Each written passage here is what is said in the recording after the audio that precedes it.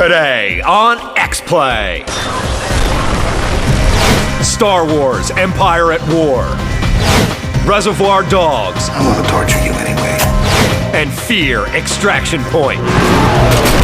Perform menial tasks. I'll blow on it for you. It's game time.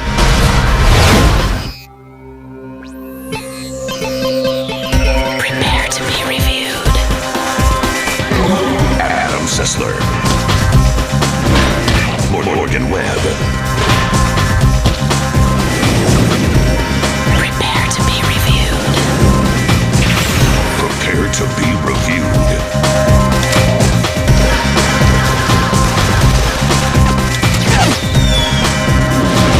This is X-Play.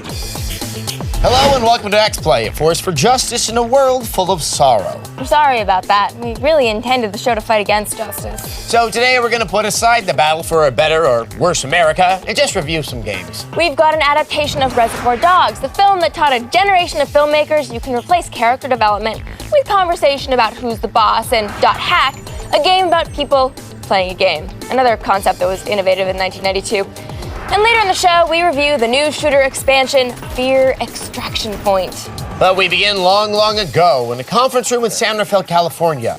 A man decided to wring every last penny out of the Star Wars franchise he could to dedicate to his great dream, a prequel to Howard the Duck. And that man was George Lucas, and the result was this expansion pack, Star Wars Empire at War, Forces of Corruption. It is a dark time for X-Play. The Naruto franchise grows stronger every day. Britney Spears has filed for divorce, and I have to review yet another RTS. But not just any RTS. The expansion pack for Star Wars Empire at War, Forces of Corruption. A better title might have been Empire at War, Scum and Villainy, because that's exactly who you play.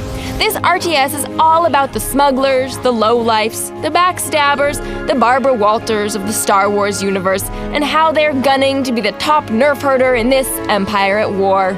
Everyone has a price. And if you pay me in gin, mine is pretty low. The corruption comes from the Zon Consortium, a collection of mobsters who will take a planet by any means necessary. The more unsavory the means, the better. Of course, we could set up another racketeering operation there, but I believe in order to truly make our mark, we need intimidation.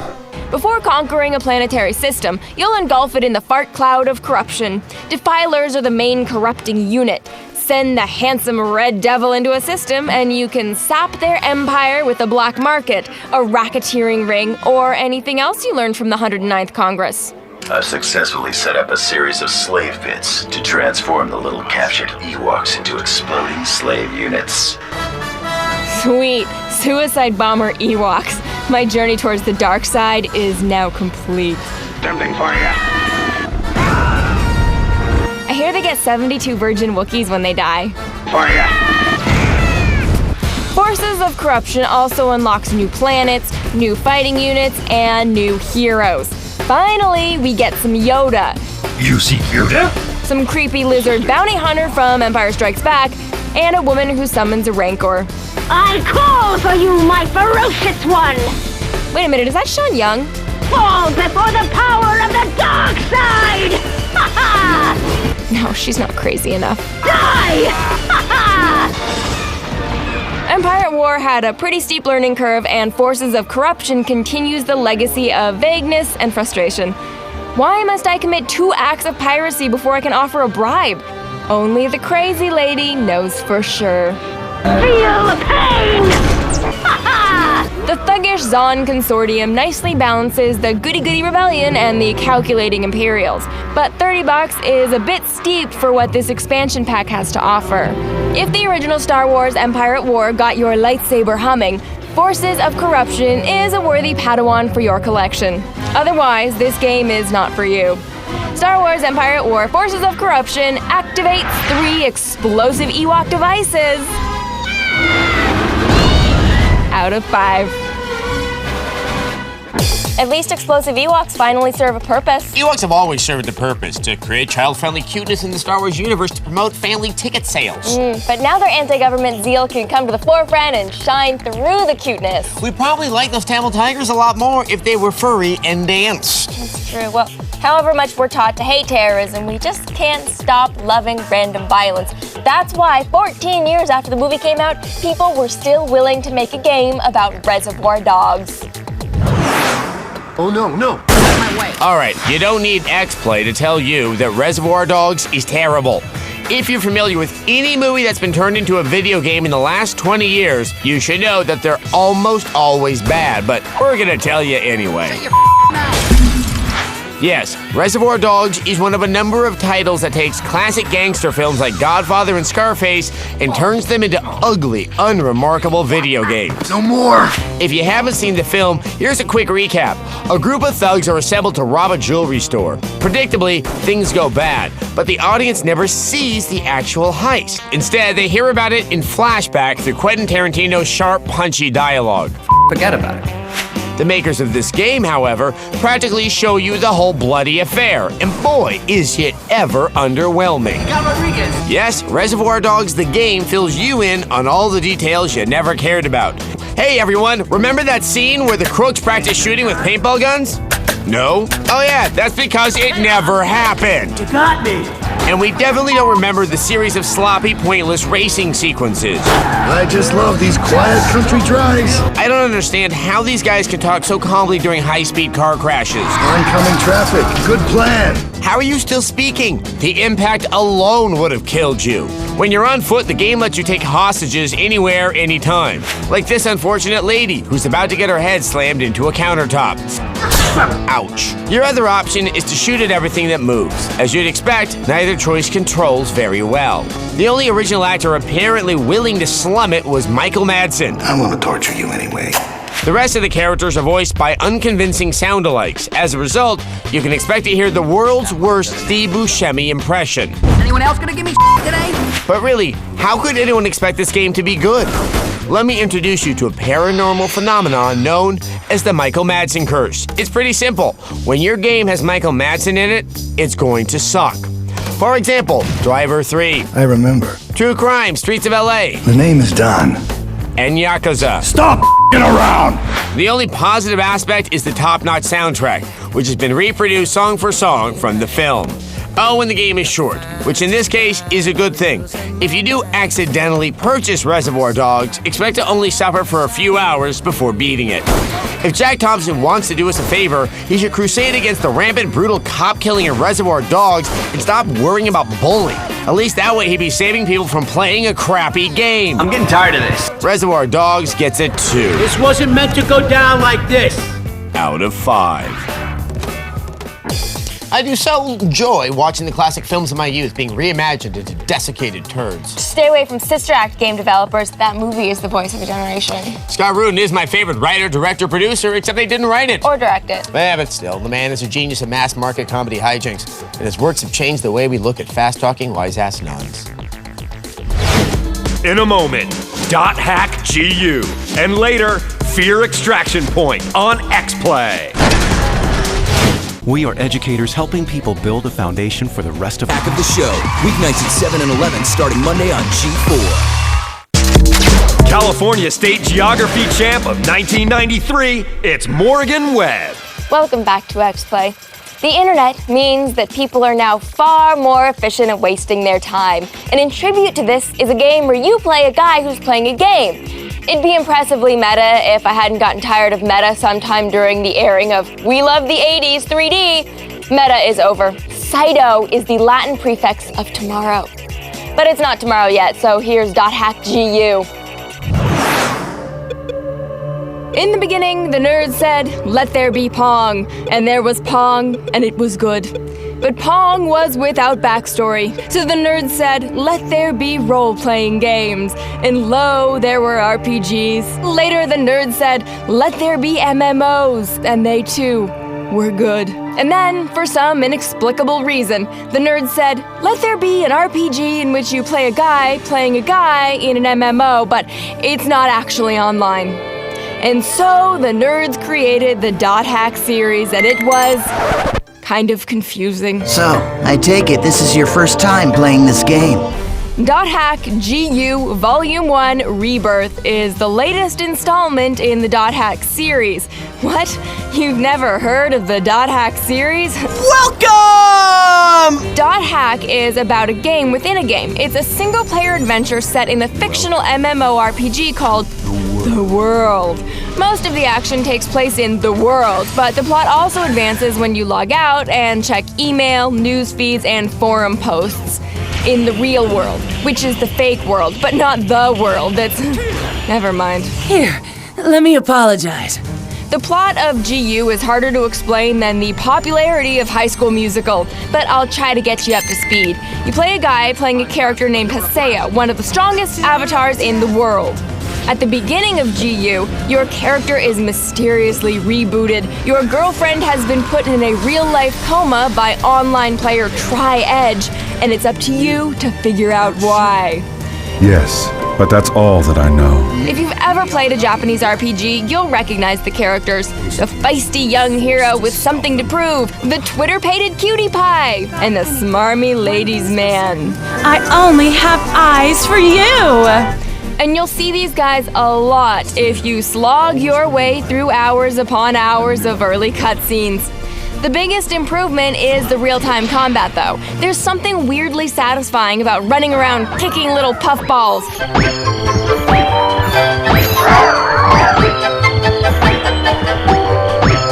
But it doesn't stop there. Just like the deep, dark recesses of my soul, there are plenty of monsters to battle here. Your allies are smarter, your opponents are more challenging, and there are more brain teasers to unravel. Try to figure that much out for yourself. Visually, GU hasn't changed much. The game still looks great, if a little Dr. Seussian sometimes, but hey, what do you want from a game aimed at teenage Japanese anime geeks? Sure, it's confusing at times, and it takes a while to get through all the plot-intensive cutscenes, but if you just focus on the game, the real game that is, you'll have some good, clean, dungeon-crawling fun, which is enough to earn Dot Hack GU 3 out of 5. Why not just play an actual MMO? I think the game is supposed to bring real-world tension and drama into the MMO. Okay, then why not just play an MMO and stalk a fellow player and kidnap them and steal their identity? Stupid the law. Yeah. Up next, work time fun. And later, Fear Extraction Point on X-Play. Walden University. A higher degree, a higher purpose.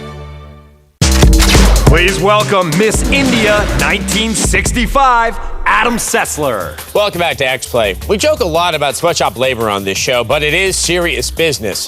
The labor of underpaid children in the third world is the only way the American economy can keep on top of the world for the next 9 years until we're crushed by the Chinese. Once they've defeated us and started eating Americans as a delicacy, we're done for. But in the meantime, we can pretend we're Indonesian children assembling pens in work time fun. In the years following World War II, Japan has given us so many wonderful things. Karate, affordable electronics, Chinese food, and of course, video games that make no sense at all. No! Work time fun for the PSP, or WTF as it's more accurately called on the box, follows directly in the footsteps of games like WarioWare and Brain Age. Why is it called WTF? You'll know as soon as you start playing. The game casts you into the pits of hell, where you're forced to do extremely tedious jobs for a crappy little paycheck. Sounds a lot like working for X-Play. Sex chicks, cat pens, or shag baseballs for 2 cents a piece. Seriously, 2 cents? I've got to get a better contract. You use the money you earn to buy completely random trinkets, games, and tools like this ramen timer. Finally, you'll have something to do with the 4 minutes it takes to prepare ramen noodles. If it wasn't for cup ramen, we'd probably die, huh? Muscle, muscle. Weird. Hey, isn't there a girl one? Spank, spank, spank. Nice. Not into ramen or Asian chicks in bikinis? No problem. Fulfill your wildest fantasy by turning your PSP into a mask. What are you waiting for? Creepy. Or a $200 flashlight. Wow. Okay, that's actually really annoying. Hey, if I have a seizure, is someone going to be able to get in here to help? Anybody? Hello? Whoa, I am feeling a little lightheaded. Whoa, what happened? Caddy Quest? What the hell was I reviewing? Whoa, I'm getting dizzy. Oh no. I'll blow on it for you. What can we really say about a game like this? It's funny, it's addictive, and it doesn't make any sense at all.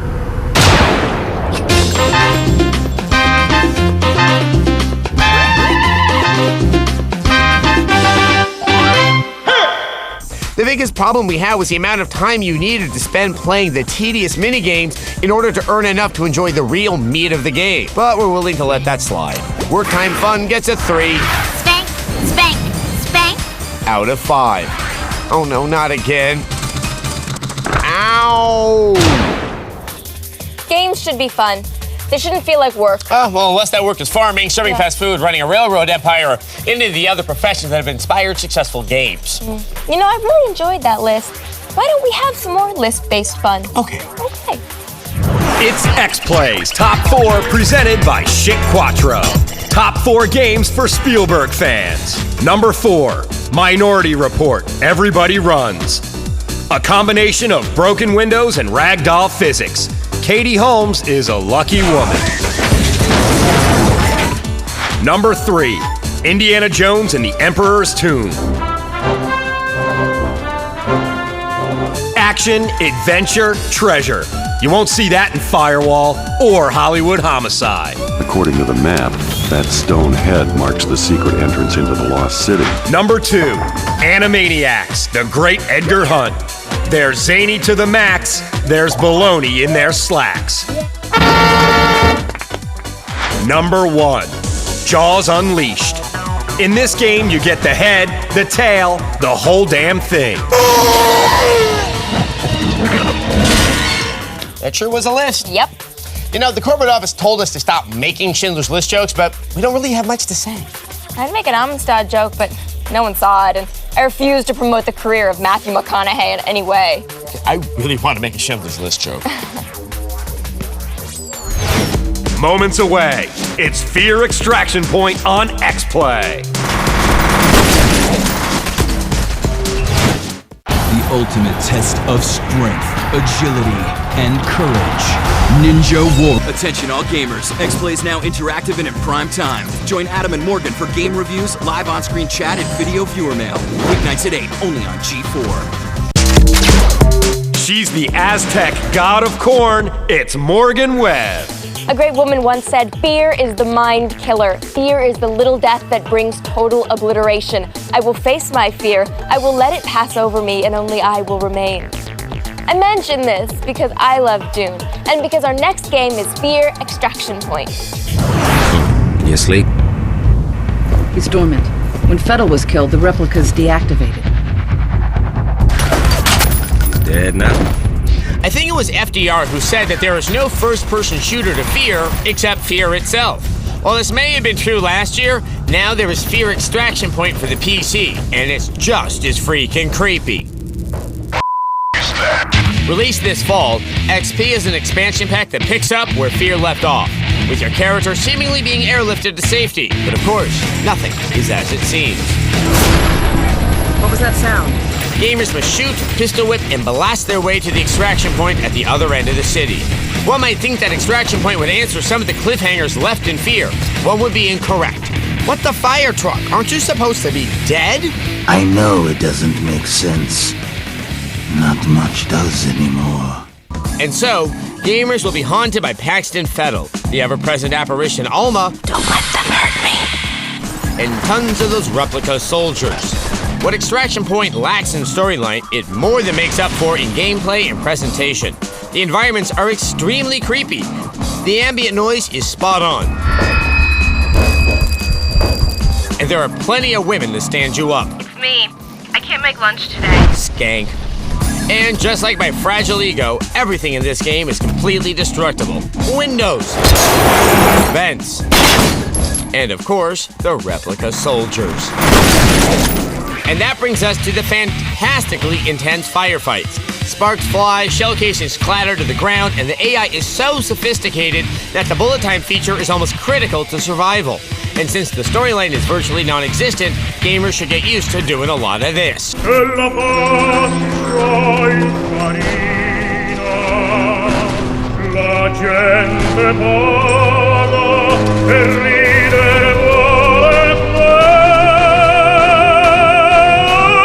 I'll give you a moment to catch your breath.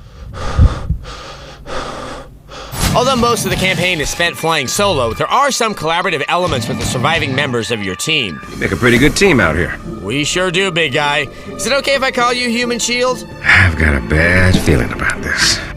Well, go on and check it out, Human Shield. I'm not exactly burning with curiosity about what's on the other side, are you? Well, I feel better if you investigated, Human Shield. Uh-oh, not good. I'm sure gonna miss that Human Shield. Now, the campaign is a little short, but with the intense gameplay and presentation, I guarantee that your adrenaline will be pumping the entire time. In the end, we get F.E.A.R extraction point for Human Shields out of 5. I'm a little bit country, and this is a little bit X-Play Replay. Star Wars Empire at War got a 3 out of 5 because we love Star Wars. Reservoir Dogs got a 2 out of 5 because movie adaptations suck. Dot Hack got a 3 out of 5 because the premise is stupid, but the game is well made. Work Time Fun got a 3 out of 5 because the mini games are fun but sometimes tedious. And F.E.A.R Extraction Point got a 4 out of 5 for nice, creepy, destructible environments. And you can always trust X-Play to deliver the creepy. Today on X-Play.